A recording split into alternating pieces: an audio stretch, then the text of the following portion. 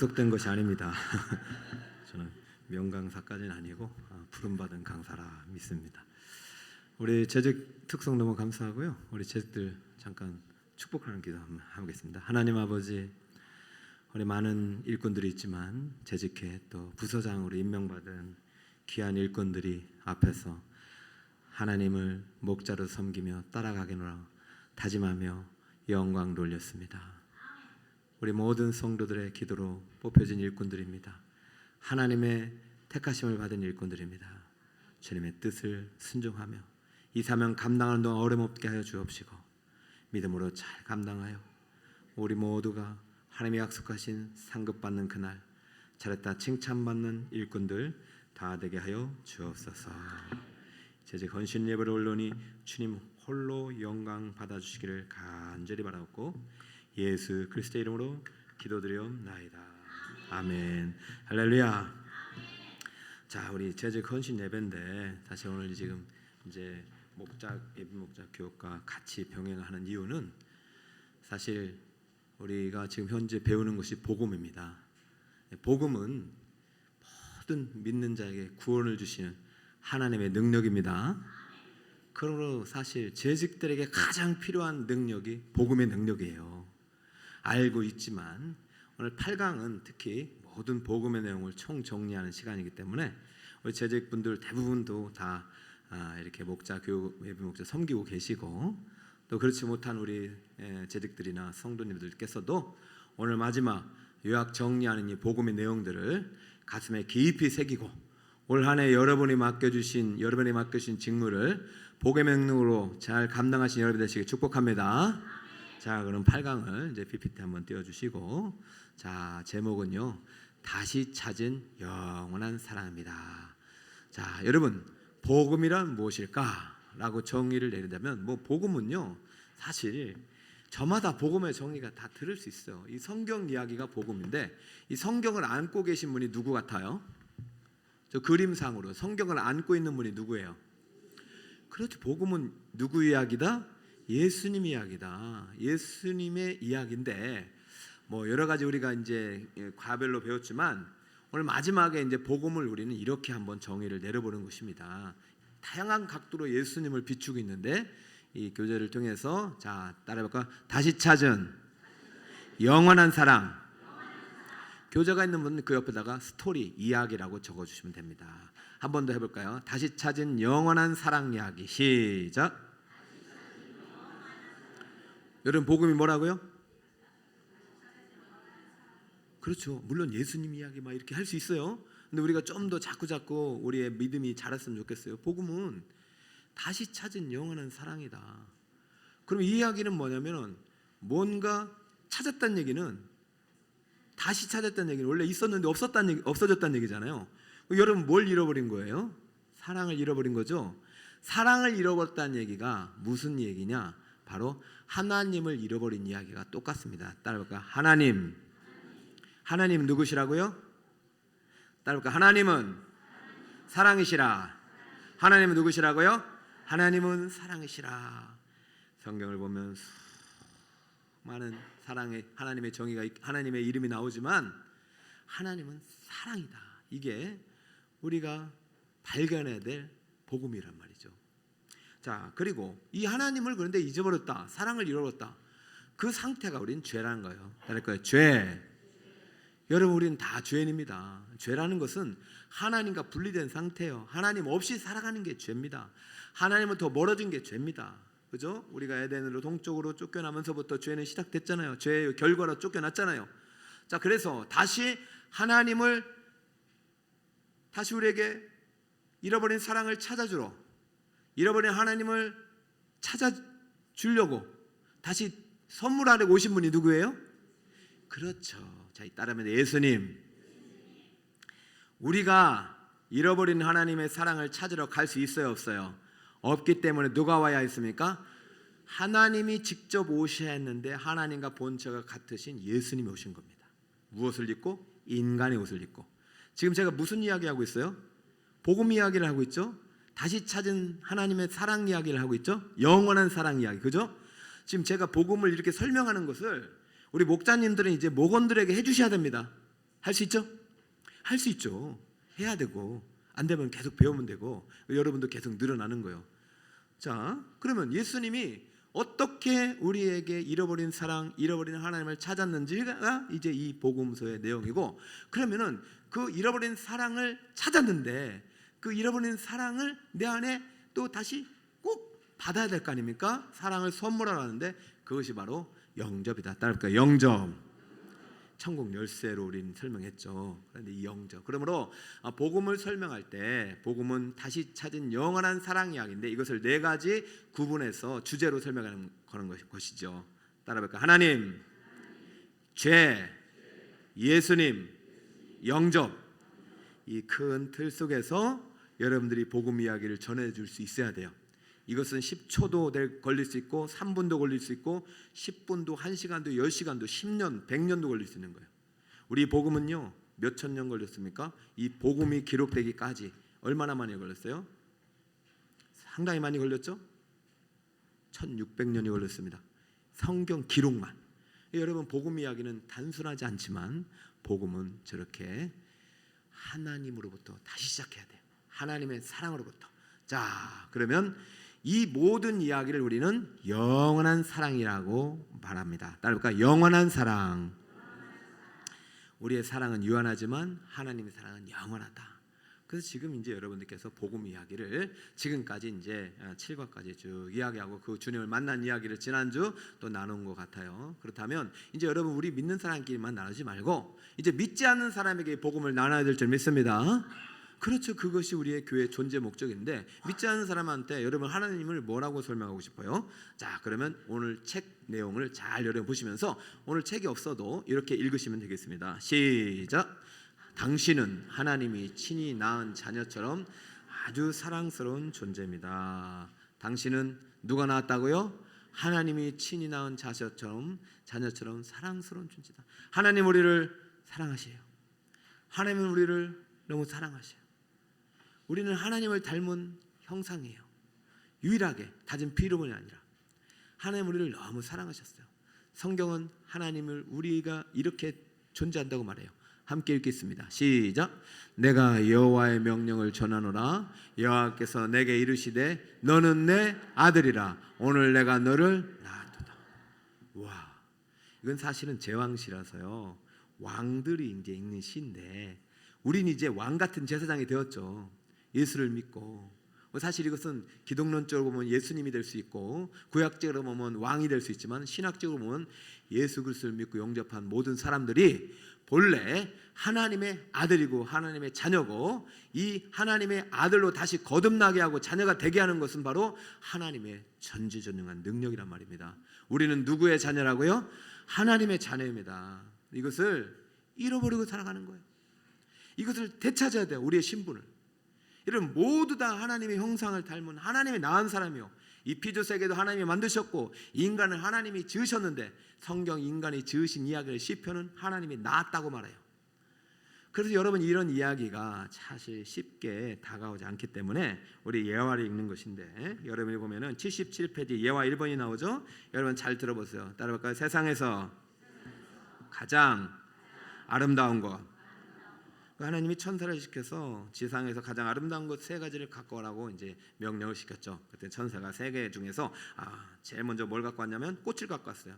너무 예쁘다. 하나님 이거 칭찬받을 거야. 두 번째는 아기의 미소를 갖고 왔어요. 그죠? 여러분 아기의 미소를 보면 막 저절로 막 마음이 힐링이 돼가잖아요. 그죠? 세 번째는 뭘 갖고 왔냐면 아기를 아는 엄마의 품을 선택했습니다. 첫 번째 뭐라고요? 꽃. 두 번째는 아기 미소. 세 번째는 엄마의 품.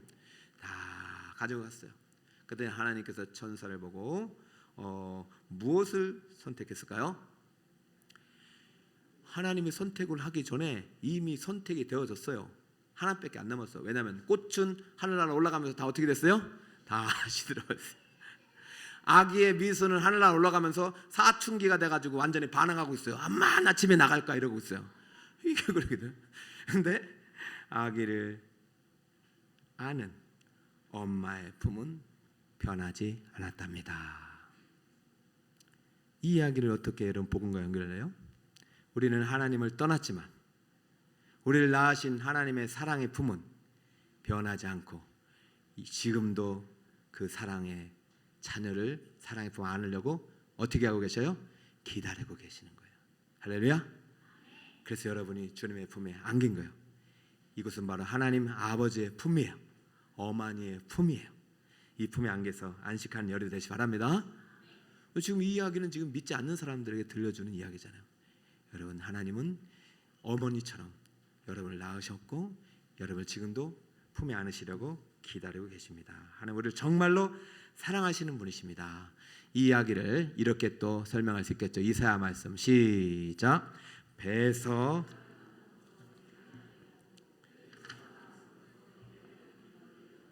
너희가 노년에 이르기까지 내가 그리하겠고 백발이 되기까지 내가 너희를 품을 것이라. 내가 지었은즉 내가 업을 것이요 내가 품고 구하여 내리라. 할렐루야.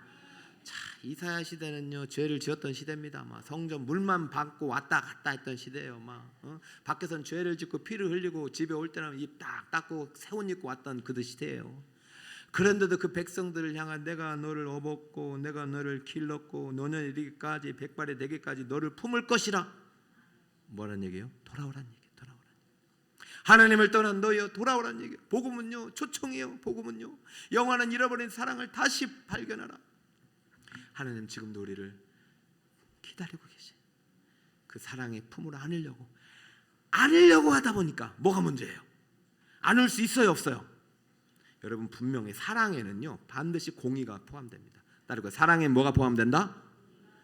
여러분 안으려는데 죄로 인하여 더럽혔기 때문에 하나님의 공의는 손상시킬 수 없어요. 하나님은 거룩하시고 흠이 없고 완전 무결하신 분이기 때문에 죄인을 품으려면 어떤 절차가 필요하냐? 속죄의 절차가 필요한 말이에요. 따라서 속죄.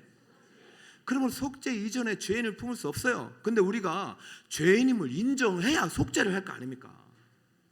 용서를 할 거 아닙니까? 여러분 회개라는 것은 용서해요. 회개해야 용서를 할 거 아니에요. 용서는 그죠? 우리가 오늘도 설교를 했지만은 내가 얼마나 큰 죄인인지 몰라요. 지금 사실은 내가 그냥 100년 있다 죽으면 끝나는 인생으로 알아요. 이 죽음 위에 지옥이 있다는 것도 인정하지 못할 뿐만 아니라 천국에 있다가 해도 내가 어떻게 천국에 들어갔는지 이 천국 들어가기까지 얼마나 큰 희생이 필요한지를 깨달아야만이 우리가 살 가치가 있는 거예요. 신이 죽지 아니하면 우리의 죽음의 문제를 해결할 수 없었을 정도로 우린 흉악한 죄인이다. 이 이야기를 오늘 설교 시간에 제가 했던 것이고 그 이야기가 들렸던 여러분들은 값없이 살지 않습니다. 죄 문제가 이제 복음의 핵심이에요. 이 문제 때문에 누가 오신 거예요? 예수님 오신 거예요. 여러분 가볍게 살지 마세요. 여러분 자꾸 집에서 드라마 보면서 울지 마시고 예수님이 왜 나 때문에 죽으셔야 했는지 좀 울었으면 좋겠고 예수를 모르는 자식 때문에 우려하지 드라마 때문에 울고 그냥 그러지 마시고 내 죄 때문에 울 수 있는 여러분이 되시기 바랍니다. 내 죄 때문에 우시는 재직들이 되시길 바랍니다. 그 교회가 그래야 잘 되는 거예요.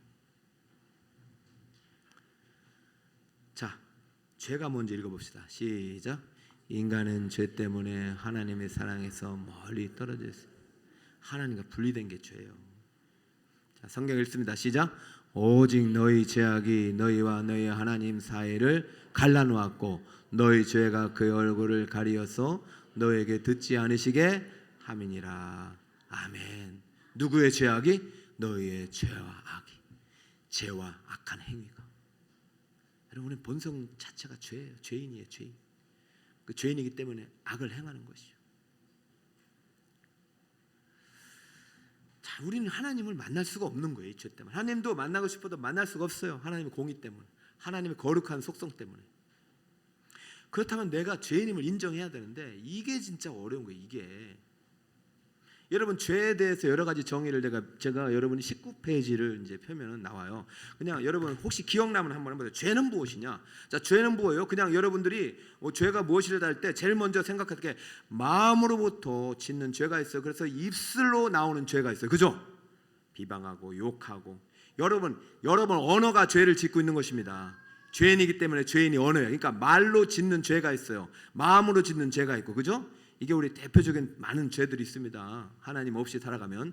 두 번째는 무슨 죄냐면은 그 삶으로 짓는 죄가 있어요. 무엇을 벗어난 죄?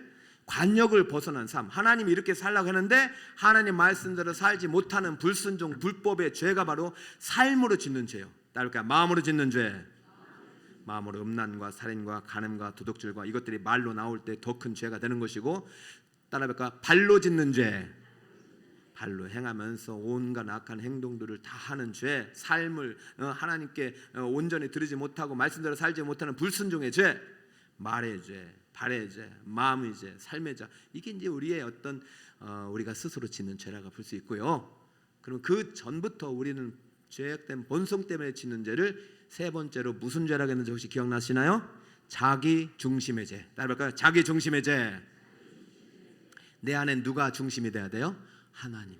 하나님의 보좌에 하나님이 아니라 내가 앉았어요. 그 대표적인 예가 아담입니다. 아담이 자기가 하나님 보좌를 앉아버린 그 사건이 원죄예요. 원죄. 그 원죄의 영향을 우리가 받고 있는 것이고, 우리는 죄인이라 할 때는 아담의 죄를 물려받은 죄인이란 뜻입니다. 내가 죄를 짓지 않아도 내가 태어난 순간부터 아담의 죄를 물려받고 나는 그 죄의 결과로 100년 뒤면 죽는 거예요. 전으로. 그럼 우리는 죄와 무관할 수가 없죠.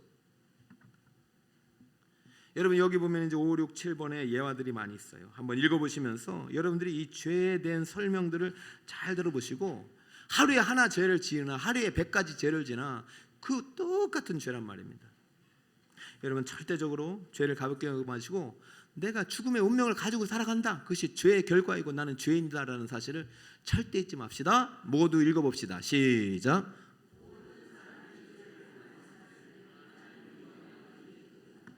여기에 해당되지 않는 사람이 하나도 없어요. 우리는 태어날 때 다 죽을 운명 갖고 태어났기 때문에 아무리 태중에서 태교를 잘해도 내가 예수님을 구주로 영접하는 사건이 일어나지 않으면 그에게는 구원이 없는 것입니다. 아무리 태중에서부터 하나님이 선택을 했더라도 내가 이 역사 속에서 그 선택받은 사람이 내 입술로 내 죄인임을 고백하고 내 입술로 예수를 영접하지 않으면 그분은 구원받지 못한 거예요. 그것은 인간에게 주신 약속, 우리에게 주신 구원의 길입니다. 그러니까 절대 여러분, 나는 엄마 아빠가 잘 믿어가지고 모태로부터 신앙생활을 했기 때문에 나는 저절로 천국 간다라고 생각하는 그런 교만을 버리셔야 돼요. 구원은 개인의 중생이에요. 절대 누가 대신 죽어줄 수도 없고 살 수도 없어요. 나 대신 죽으신 분은 단 한 분, 예수 그리스도뿐임을 믿으시기 바랍니다. 죄 때문에 오신 분이 누구라고요? 자, 복음은 간단해요. 죄 때문에 죽어야 될 운명을 위해서 죄와 상관없는 의인 한 분이 오셨는데 그분이 예수님이다. 알겠죠? 여러분 이 이야기는요 무궁무진해요. 그러면 여러분들이 여러분 나름대로 복음을 하나의 어떤 스토리로 만들고 할마다 묵상하고 전해야만이 이 복음이 나에게도 실제가 되고 능력이 되고 또 능력이 나타나는데, 1년에 한 번 재직 헌신하고 또 1년에 한 번 재직 헌신하고 끝나면은 절대 복음의 능력 없이 나는 하나님과 상관없이 내 마음의 보호자는 나나 이 세상의 욕심이 자리 잡고 있는 것입니다. 그러면 여러분 이제부터 예수님이 여러분의 구주가 되시고 예수님이 여러분의 삶의 중심 되시고 주인 되시길 축복합니다. 자, 예수님에 대해서 어떻게 이야기하는지 한번 읽어볼까요? 하나님은 시작. 하나님은 죄 때문에 죽게 된 당신을 위해 예수님을 보내셨다.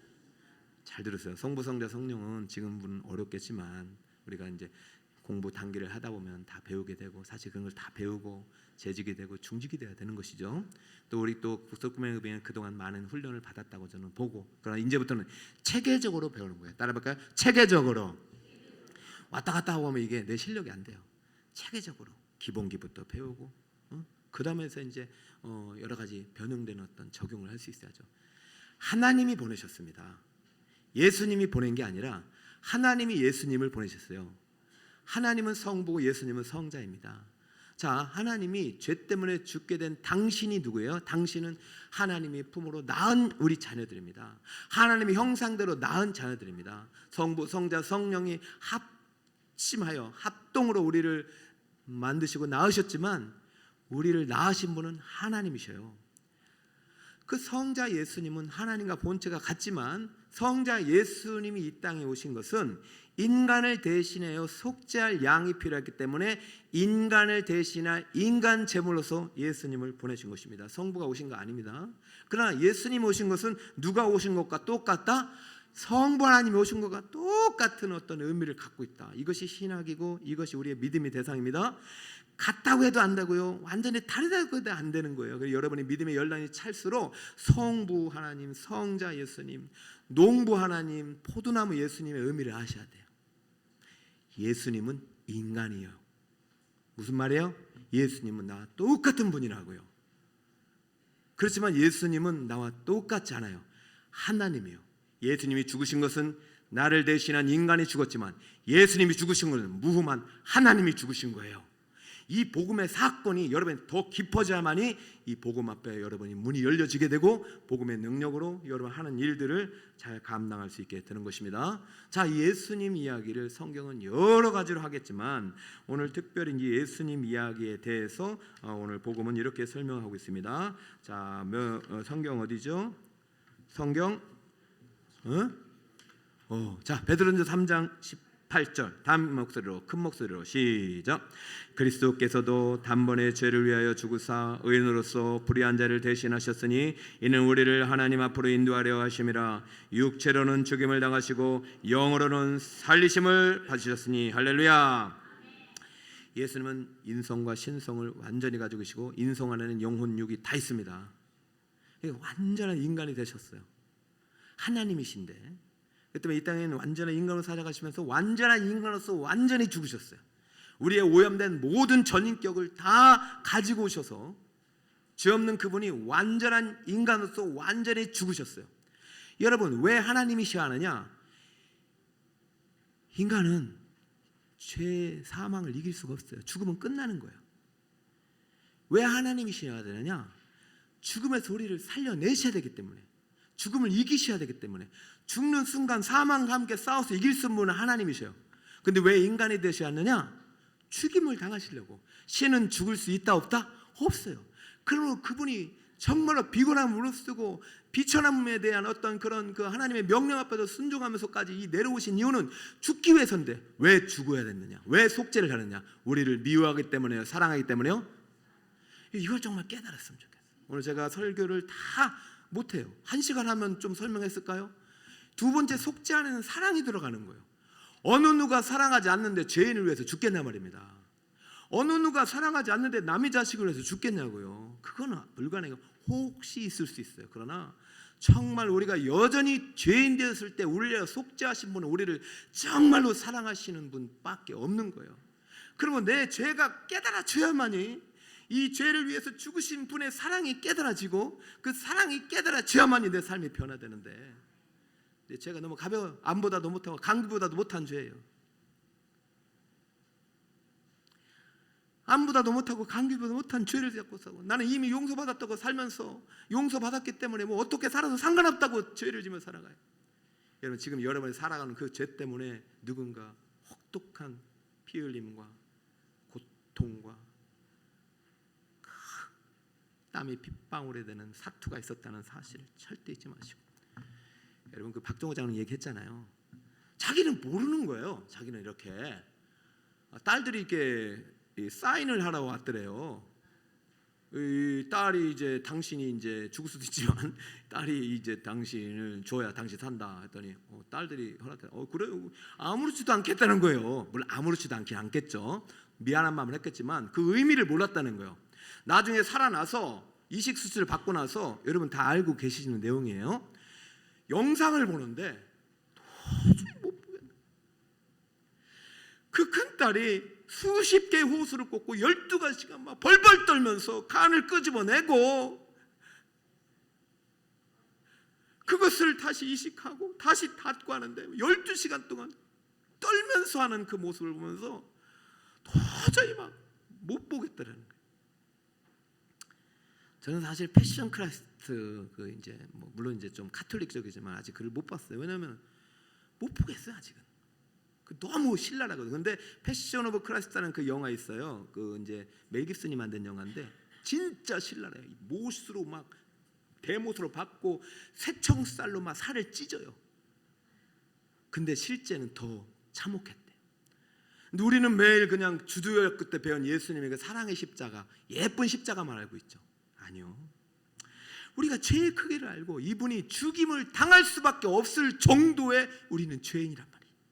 그것을 깨달아야만이 이 복음이 얼마나 놀라운 사랑 이야기인지, 이 사랑을, 영원한 사랑을 다시 되찾게 하기 위해서 얼마나 큰 희생이 있었는지를 알고 자라게 되는 것이죠. 복음 없이, 예수 없이 구원 없습니다.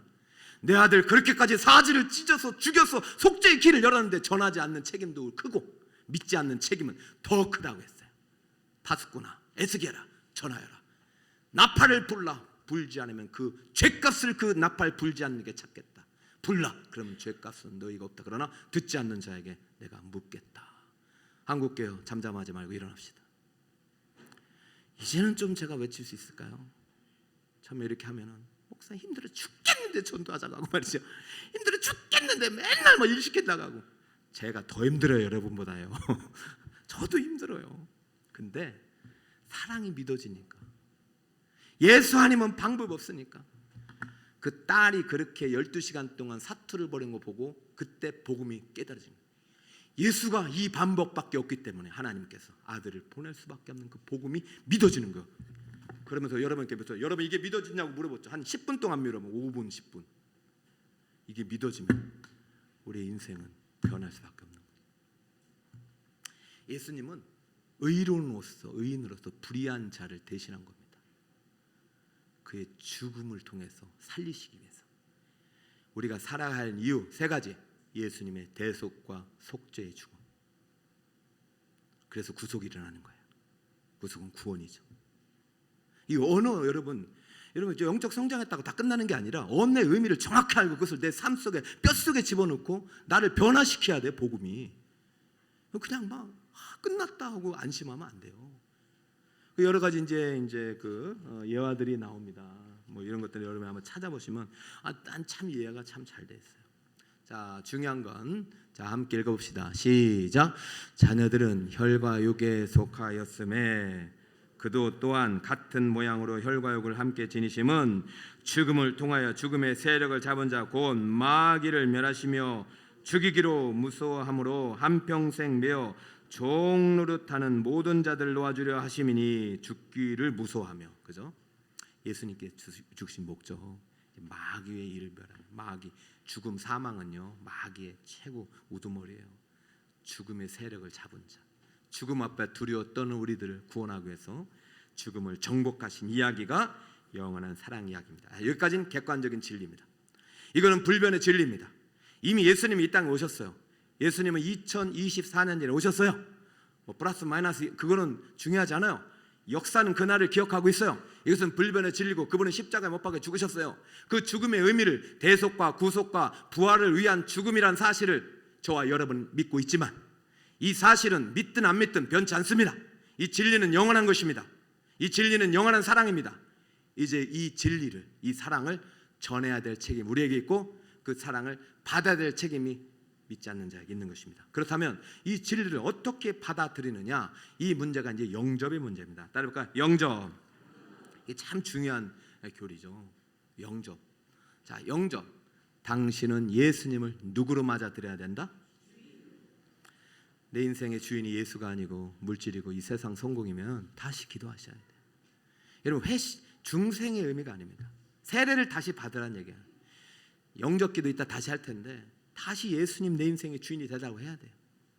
여러분이 쫓아가는 것이 세상 부귀영화고 이 땅의 영광이라면은 다시 예수님이 되게 해달라고 내 마음의 보좌를 드려야 돼요.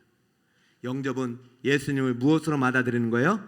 주인으로. 우리 지금의 주인은요, 예수 믿기 전에는 사탄 마귀가 우리 주인이었지만 통치권을 가지고 있어요. 불법적으로. 예수님이 사탄 마귀를 때려 부르시고 그의 통치권을 가져오시고 우리를 예수로 구주로 믿는 순간 우리는 예수님의 통치 아래 있고 예수님 우리의 주인입니다. 내가 주인이 아닙니다.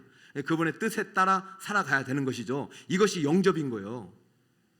그래서 우리는 영접을 정확하게 이해해야 됩니다. 자, 영접은 시작. 영접하는 자, 곧 그 이름을 믿는 자들에게는 하나님의 자녀가 되는 권세를 주셨으니. 자, 믿은 분과 뭐가 똑같아요? 영접이 똑같아요. 여러분, 예수를 믿는다고 말하면서 내 마음대로 인생을 살아가는 사람은 예수를 믿는 게 아니죠. 예수를 믿는다는 것은 예수님을 무엇으로 영접하는 거예요? 누구로? 주인으로, 구주로 영접하는 사람을 예수를 믿는 사람들이라고 말하는 것이죠. 그러니까 여러분 복음은요 피상적으로 가져가면 안 됩니다. 이 복음을 통해서 내 삶의 변혁이 일어나야 돼요. 내 인생의 주인이 누구다? 예수님이다. 내 인생의 소유권이 누구에게 있다? 예수님께 있다. 그럼 예수님이 뜻하는 대로 사용해야 된다. 시간, 재물, 은사, 모든 지식 같은 것들, 여러분이 갖고 있는 모든 생명, 여러분 자녀, 모든 여러분의 자원들 다 하나님 거라는 인정을 하시기 바랍니다. 그 사람이 영접하는 사람이고 믿는 사람이에요. 그 사람을 하나님의 자녀라고 부르는 거예요. 내 자녀는 내 소유입니다. 그죠? 자, 영접을 다시 말씀드립니다. 예수님을 누구로 믿는 거라고요? 여러분 영접 밑에다 적어도 돼요. 그런데 정확하게 이해하십시오. 영접이란 말은 전제가 있어요. 예수를 믿어야 됩니다. 복음을 믿어야 됩니다. 지금까지 제가 1, 2, 3번 이야기, 하나님 이야기, 죄의 이야기, 예수님 이야기를 믿어야 돼요. 이것은 누가 하시는 사역입니까? 성령이 하시는 사역이에요. 여러분이 하시는 사역이 아니에요. 여러분 복음을 전하는 거예요. 하나님이 누구신지, 하나님 얼마나 우리를 사랑하시는지, 그의 품에서 우리를 얼마나 안으시고 사랑했는지, 그를 떠나서 우리는 지금도 하나님을 기다리고 계신지, 우리는 죄 때문에 왜 떠났는지, 왜 비참한 인생을 살아가는지, 그 죄인 가운데 왜 예수님 오셔야 되는지, 그 예수님만 우리의 구원이요 진리요 부활이요 생명이라는 얘기를 전해야 돼요. 3분이든 1시간이든 설교 시간에 와서 듣게 하든 전한 다음에 반드시 믿음은 하나님의 역사고 회개도 하나님의 역사입니다. 그 중에서 성령의 역사입니다. 할렐루야. 복음이 듣는 순간 문이 열리는 거예요. 복음이 듣는 순간 마음이 열리는 것입니다. 복음을 듣지 않고 예수 없이 말씀 전포 없이 절대 구원이라는 것은 일어날 수가 없는 것입니다. 교회 밖에서 저절로 성령께서 갑자기 날 구원하셨다? 맞습니다. 그러면 반드시 그 사람은 교회에 오게 돼 있습니다. 예수 없이 구원은 없는 거예요. 믿음 없이 구원 없는 것이고, 회개라는 것은 무엇입니까? 내 인생의 주인이 내 것이 아니라 주님 것이라고 바꾸는 거예요. 그리고 하나님 말씀대로 고쳐 나가는 것입니다. 인생의 주권이 하나님께로 이양되지 않는 사람은 하나님의 자녀가 될 수가 없고 여전히 마귀의 자녀인 것입니다. 하나님의 성령이 주권적으로 사람을 믿음을 통해서 회개의 역사를 통해서 하나님을 영접하게 되어 문을 두드릴 때 문이 열리는 것은 하나님의 역사지 인간의 역사가 아니에요. 근데 문이 열리는 순간 내가 무슨 입이 터지냐, 예수님이 나의 구절하는 고백이 나와야 되고 예수님을 영접하겠다는 믿음이 나오고 나는 죄인이라는 사실이 앞에서 터져 나와야 돼. 안에서부터.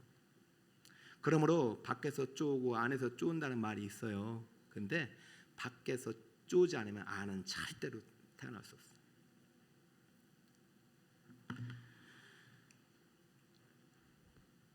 그래서 여러분 예화들을 좀 읽어보시는데 이 중에서 의자 비유는 그런 거예요.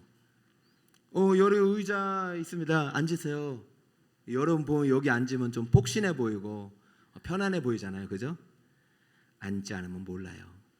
아는 것과 믿는 것은 다릅니다. 의자 앉으면 폭신하다. 그러나 믿으면 가서 앉게 돼요. 그러면 체험하게 돼요. 믿음은 살아있는 체험입니다. 영접은 예수를 믿는 거지만 영접은 예수를 마음에 모셔드리는 것입니다. 모셔드리고 예수님이 주인이 된 삶과 그렇지 못한 삶은 하늘과 땅 차이입니다. 여러분 영접은 누구를 주인으로 모셔드리는 것입니까? 예수 그리스도를 내 인생의 주인으로 모셔드리는 것입니다. 자, 다 함께 읽어봅시다. 시작. 볼지어다 내가 문 밖에 서서 두드리노니 누구든지 내 음성을 듣고 문을 열면 내가 그에게 들어가 그와 더불어 먹고 그는 나와 더불어 먹으리라. 할렐루야. 지금 누가 문을 두드리고 있습니까? 누가 문을 두드리고 있어요? 지금은 누가 문을 두드리고 있죠? 누가 문을 두드려야죠? 예수님은 지금 어디 계셔요? 지금은 이 땅에 예수님이 누굴 보내셨죠? 성령의 문을 두드리실까요? 성령은 문을 안 두드리십니다. 우리 보고 두드려가 명령하시죠. 성령이 내 안에 역사하셔서 나와 함께 두드리시는 거예요. 순종할 때 문이 열리는 것입니다. 할렐루야. 전하라, 말하라, 선포하라, 두드려라. 우리는 두드려야 돼요. 기도해야 돼요. 그래야 문이 열리는 것입니다. 순종하지 않으면 문은 절대 열리지 않아요. 하나의 또 다른 순종할 자를 찾죠. 여러분 내 음성을 듣는 것이 복음을 선포하는 거예요. 복음을 전하는 거예요. 복음을 듣는 거예요. 문을 여는 것이 영접이에요. 그죠? 이게 한두 사람의 사역이 아니라 성삼위 하나님께 사역이 우리 교회를 통해서 지금도 일어나고 있는 것입니다. 제적들을 일어나서 통해서 우리의 모든 우연 사역을 통해서 일어나는 것입니다.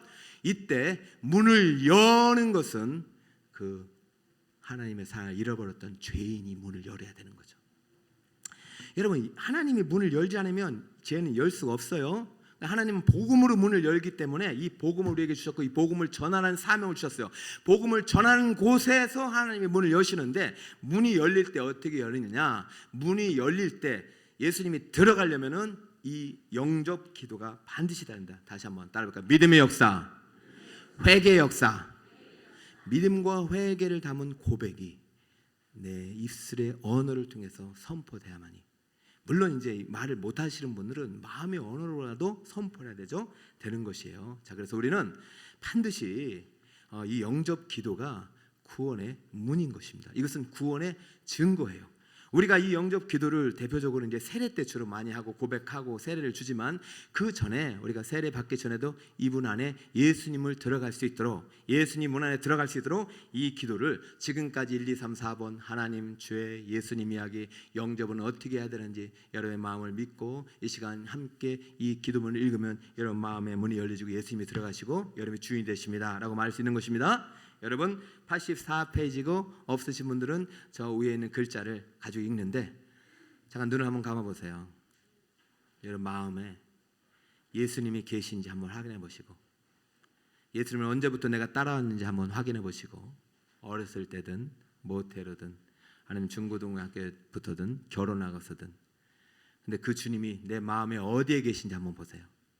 마음의 보좌 중심에 계신지 아니면 저 뒤에 뒷방에 계신지 여러분 다시 한번 여러분 마음의 중심에 예수님을 여러분 구주로 주인으로 받아들이시길 축복합니다.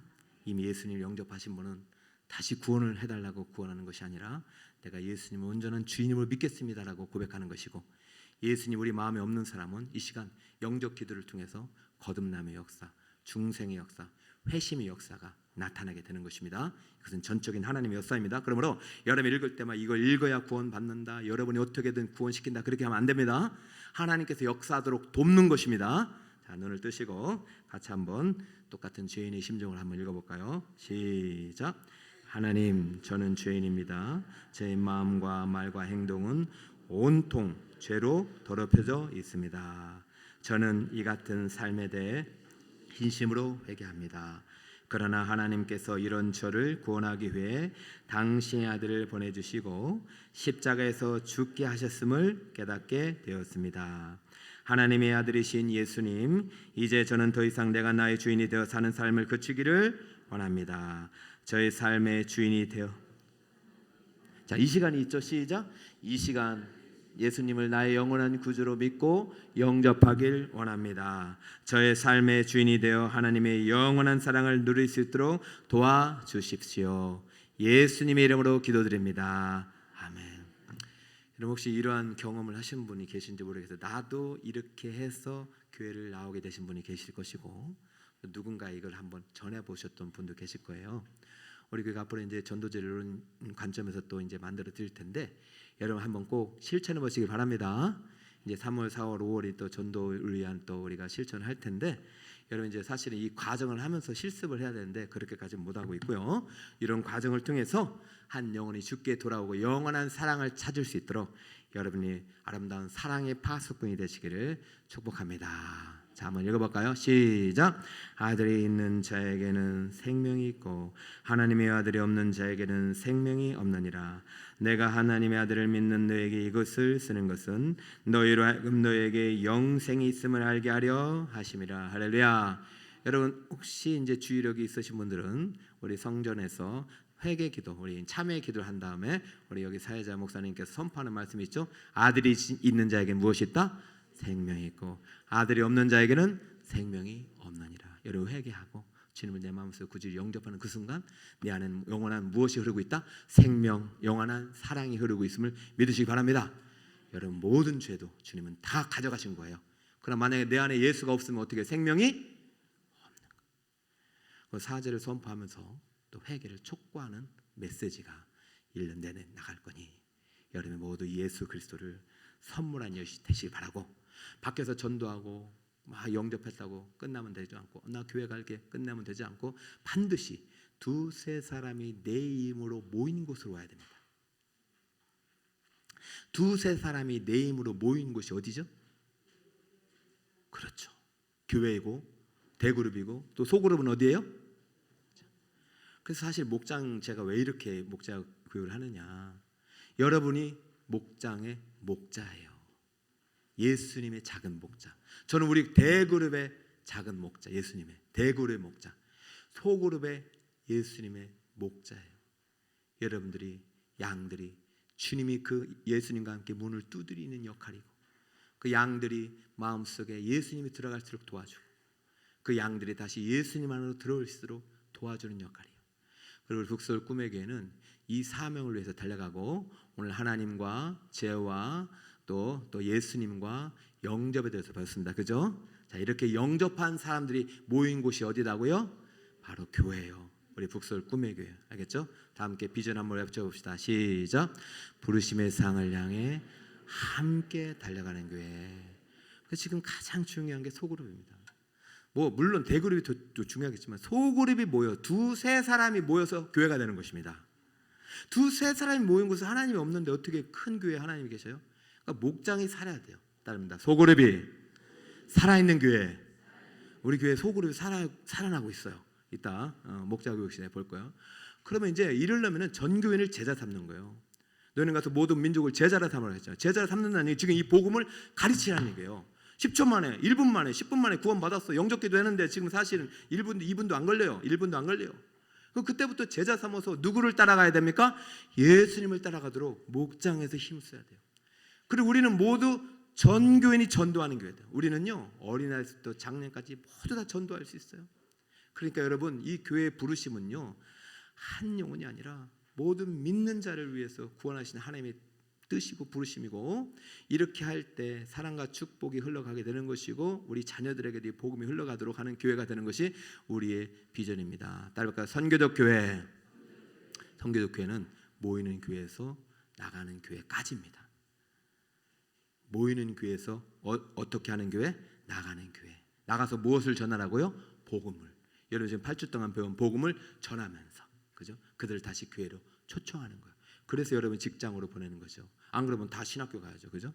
우리는 다 복음을 듣고 믿고 파송받아 하나님의 나라를 전하는 선교 삶을 믿으시길 예수님으로 축복합니다. 따라할까요? 다시 찾은 영원한 사랑 이야기.